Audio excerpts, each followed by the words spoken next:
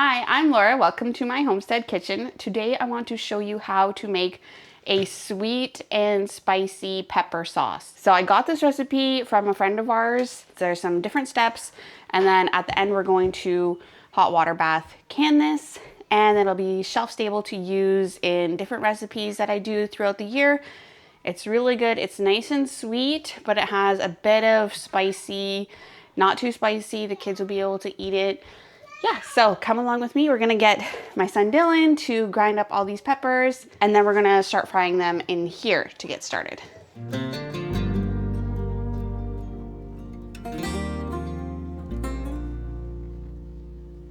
Okay, so we got our food processor here, so I'm just gonna get Dylan to put in a few of these peppers at a time, and we're gonna dice them up. We want small pieces, but not like a puree. I have 2 cast iron pans going here, and I'm just gonna pour in some of this bear oil. You could use lard. I have this, it's like rendered bear fat from a bear. So pretty much the same as like a pig lard. So I'm just gonna put that in the bottom of each pan, and then we're gonna fry the peppers till they're soft in that oil. Okay, let's see. I'll show you. So you want to, for the color of the sauce, you want to use just these peppers, no green. So you want yellow, red, orange, no green. Otherwise you're gonna have a weird looking sauce. This is gonna be like a nice red sauce that we're making. So we're looking to get 18 cups of chopped peppers. So we're gonna measure out 4 cups at a time in our 4-cup measure. Okay, so our pan's hot and we have like 5 cups of these peppers. So we're gonna get some of these frying in here.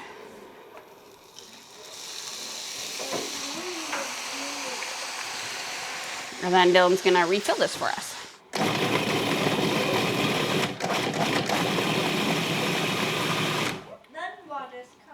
There's a lot of juice that comes out of these peppers. And we're gonna get this pan going at the same time.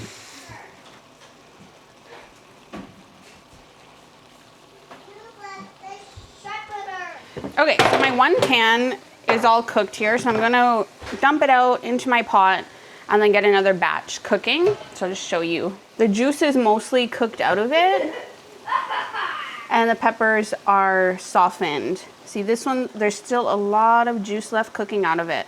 Okay, so let's just put all of this into my big pot and get some more cooking. Okay, so let's put some more of this bear oil in. I'm using about 3 tablespoons, I think.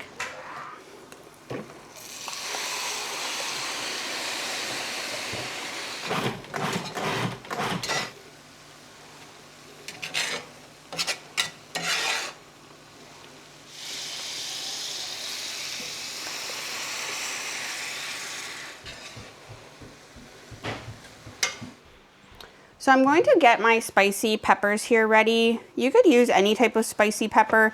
I have some jalapenos left over from my garden still. We pulled out all the pepper plants because of frost, but we picked these before that happened. So I'm gonna get these used up. So I'm gonna slice and leave all the seeds in here. Now you always wanna be careful with hot peppers. If you handle them too much with your hands are going to burn, like around your nails especially. So just, if you're going to chop all of these up by hand, I would definitely recommend wearing gloves and then being careful not to touch your face, your eyes, stuff like that. Spicy peppers can be kind of dangerous to handle, so just be careful. You can decide how many you want to use depending on what kind of spice you like. I would maybe start with like 4 to 6 spicy peppers. Yeah, and then if you want it spicier, then you could always add more to it. Okay, so I did 6, and I'm gonna chop them up. I'm just gonna add this to the peppers that are cooking, and then we'll see later when I taste this if it's spicy enough or not, and then I can always add some more if I want. Okay, so another ingredient we need to add to the sweet and spicy pepper sauce is some tomato sauce. So you could use 2 of these like cans of like a spaghetti sauce. This is like Primo, thick and zesty. You could use your other favorite kind that you like. You want like a 15-ounce can though. I've been doing tomatoes, diced tomatoes, using the last up from my garden. So instead of using a sauce like that, I am going to puree these in my blender. Because right now it's like a diced tomato that's been drained and the skins are all off. But my blender is so amazing. I love it. It's gonna puree this really nice.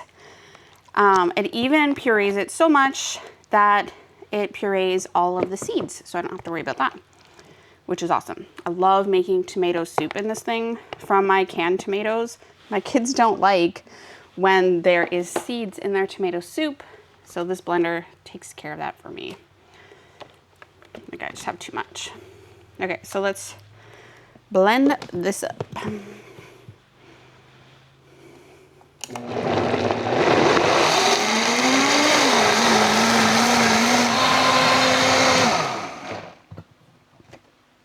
Okay, perfect.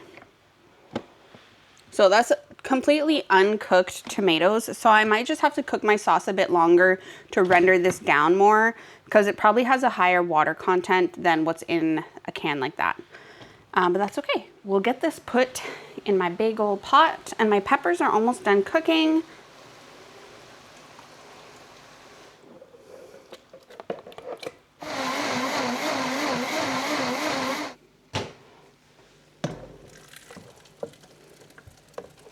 Okay, that's all of our tomato sauce. Peppers are done, so let's get them in the big pot and then we'll add the rest of our ingredients and just start cooking this sauce for a while before we can it. Okay, so I'm just gonna get these pans rinsed out since we cooked a lot of that juicy stuff in it, and then I'll re-season them with some oil, heat them back up, make sure my cast iron is okay. Okay, let's get our big pot cooking now and let's add the rest of our ingredients. So we're gonna do 4 small cans of tomato paste.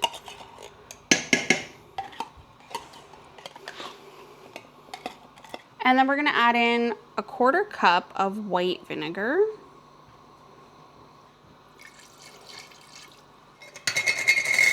Two tablespoons of salt. And the last thing we need is 4.5 cups of white sugar.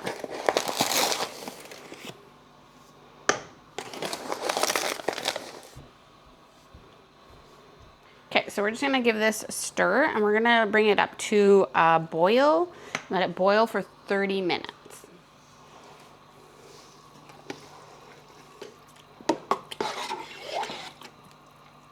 So I'm just gonna turn this to low so I don't burn the bottom. And I'm gonna come stir this every once in a while too and get my lid on.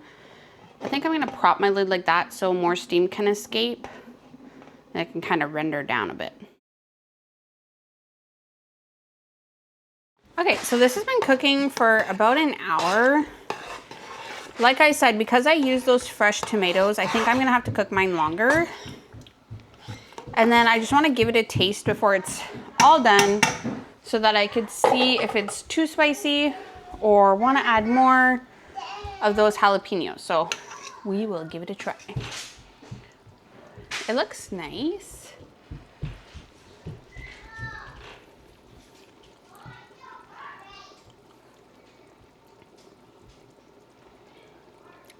It's sweet, but it's definitely not spicy enough. So I think I'm gonna add like double the jalapenos that I added. So another like 6. But it tastes good. It tastes very, very nice. So I'm gonna get those jalapenos chopped up, put them in, and let it keep cooking.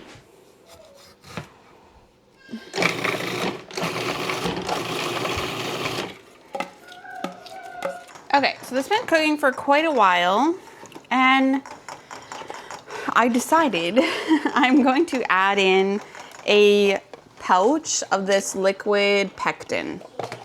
So I just want this to be a bit thicker of a sauce. Because it's such a big pot, I'm just gonna add in one of these pouches just to thicken it up a bit. And so I'm just gonna put this in, stir it, leave it for about 5 minutes. And then I'm gonna put it into my hot jars. I have some pint jars here beside me, just getting hot and steaming, sanitizing, and some hot water upside down here.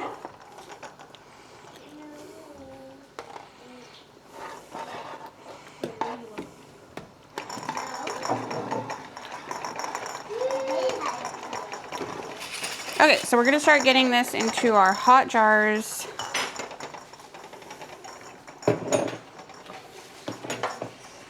I'm gonna turn off the sauce, just move it a bit so I'm not making such a mess.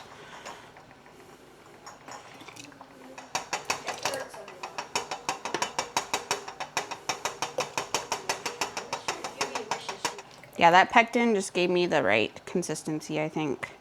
I don't want it to be like a set jam. I just wanted it a bit thicker, so that worked great.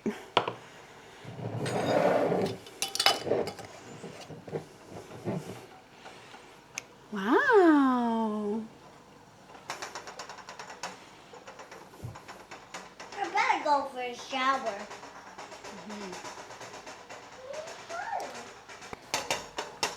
So when I take a hot jar out of this pan, then I put a cold one in and kind of rotate through grabbing the hottest one.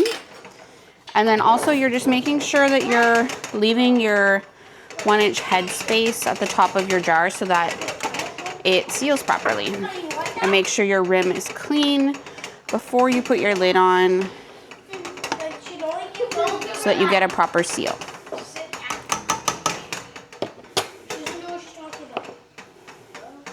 So you can see the space I've left there. It's filled up to here. And then put your lid on, just finger tight. And we'll take off those rings when they're all cooled down tomorrow and put them in our shelving. Okay, so we're all done. I ended up with 13 of these pretty little pints of this sweet and spicy pepper sauce. So I am going to water bath can these real quick, just for 10 minutes.